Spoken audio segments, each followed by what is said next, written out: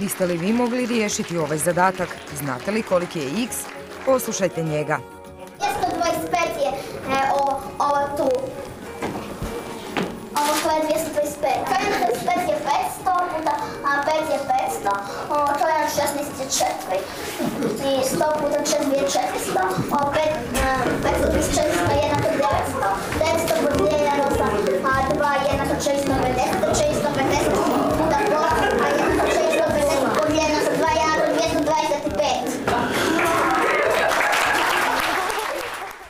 Dorijan ide u 4. razred osnovne škole Popovača i dok svi slave što imaju likovni kao jedan od lakših predmeta u danu, on mašta o drugim stvarima, matematici. Kad bi zamislio idealan sat matematike, kak bi to izgledalo? Sa čovjenima i potencijama, a čovjeni su puno otežana verzija dijeljenja. Mislim, ne daju isti rezultati i traži jednu vrijednost, ne dvije kao zdvajanje, oduzimanje, množenje, dijeljenje, potencije. Potencije su jednostavno množenje. No daleko je on od korijena i potencije u sklopu redovne nastave. To se gradivo uči tek u 8. razredu i nije matematika jedino što zaokuplja Dorijana. On je informatički genij. A kad si ti počeo programirati? Prije škole. Znači išao si u vrtić? Da. Komplicirano od početka. Od toga da smo morali odgovarati kad je bio veliki prasak. Zašto oni zovu prasak? Je li to puknulo ili se to jako čulo? A uostalom u svemiru se ne može čuti. A zašto onda to zovu prasak i tako nešto? Takve su teme. I kada biste ga upitali da vam objasni kako je on naučio složene matematičke zadatke, jednostavno nema objašnjenja, osim za potencije. Toga se sjeća kako je naučio. Negdje od nekud, ne znam, čudni sam vidio, ja mislim da je 4 na 4 256 i nekad dok još nisam izgubio svoj mobitel, na kalkulatoru na mobitelu sam 4 puta 4 puta 4 puta 4 je 256 naučio potencije. Dorijan sa svojih 10 godina poznaje 2 programska jezika. Nešto što većini nas zvuči kao znanstvena fantastika. Poznaje Logo, programski jezik koji je namijenjen djeci, i C++, programski jezik kojim se stvaraju svi kompjuterski programi. Operacijski sustavi i sve igrice su rađene u jednoj vrsti takvog programskog jezika. Ovo je Dorijanov budući profesor informatike. Iako će Dorijan tek sljedeće školske godine imati taj predmet, oni se već dobro znaju i to s priprema za natjecanja. Genijalac mali, jedan koji za svoje godine jednostavno je iznad svoje godina što se tiče znanja i sposobnosti koje govorimo o informatici i robotici. I jedno ono što je tu bitno da on zadatke rješava za 8. i 7. razreda, tek i 4. Prvi je put na natjecanje išao u 2. razredu osnovne škole i tada je pobjedio. Bio je najbolji, najmlađi učenik u povijesti informatičkih natjecanja u Republici Hrvatskoj. Kadrovi koje gledate su sa dodjela nagrade i priznanja 2012. godine. Dorijan je tada dobio Oskar znanja, ali ne i zasluženu nagradu za prvo mjesto na državnom natjecanju.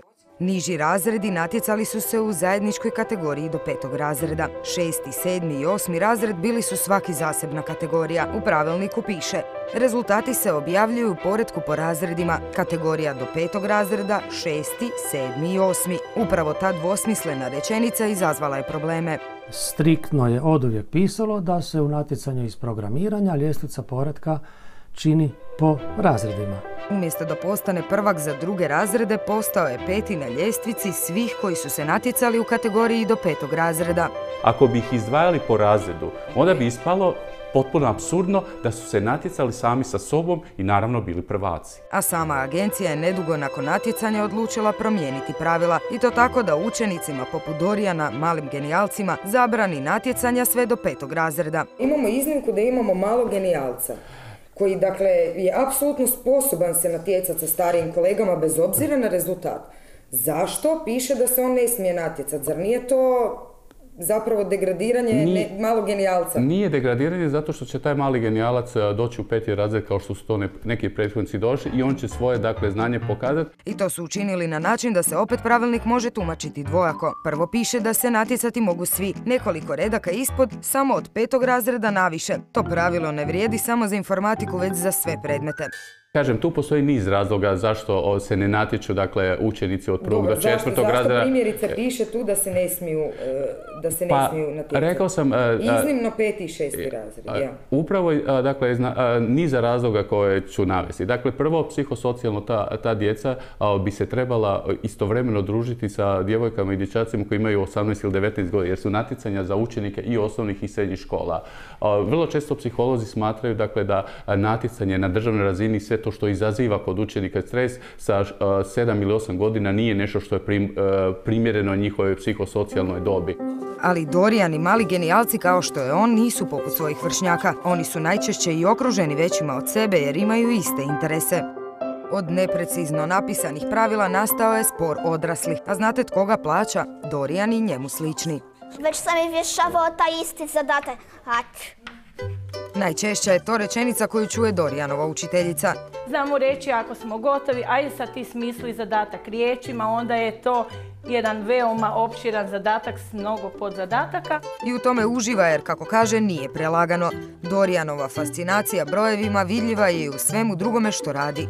Ovo je plakat o Americi koji je izrađivao cijeli razred. Svatko je prikupio razne informacije o zastavi, hamburgerima, najpoznatijim košarkašima, spomenicima, a Dorijan popis o broju stanovnika u gradovima.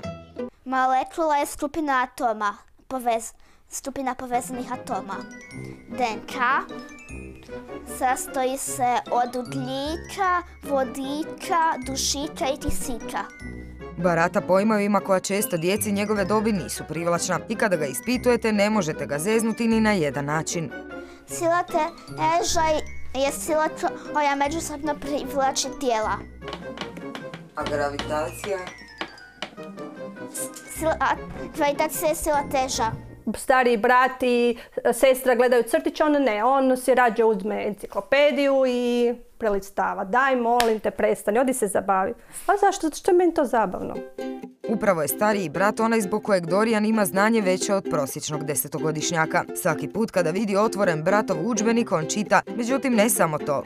Većinom meni stoji, gleda preko ramena šta radim. Ne znam je li imao 2 pune godine, mislim da nekada je već bez problema baratao mišem. I radio svoje prve programske korake. Napravio je on i svoju igricu u prvom u programskom jeziku, Logu. Logo priručnik za Android. Dora ide u 2. razred. Savladala je programski jezik Logo, ali se malo muči s ovim težim jezikom za programiranje C++.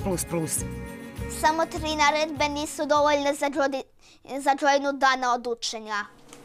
Nije prošlo godinu dana.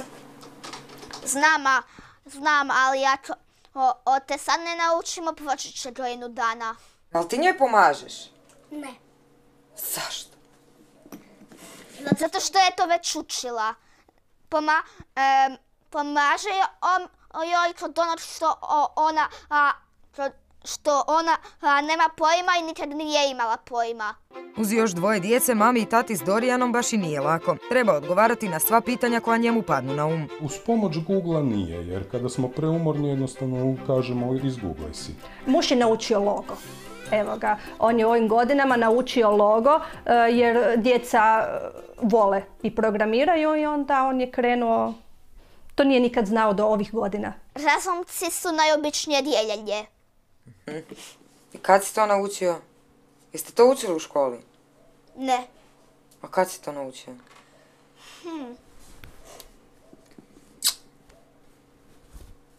Ne možeš se ni sjetiti?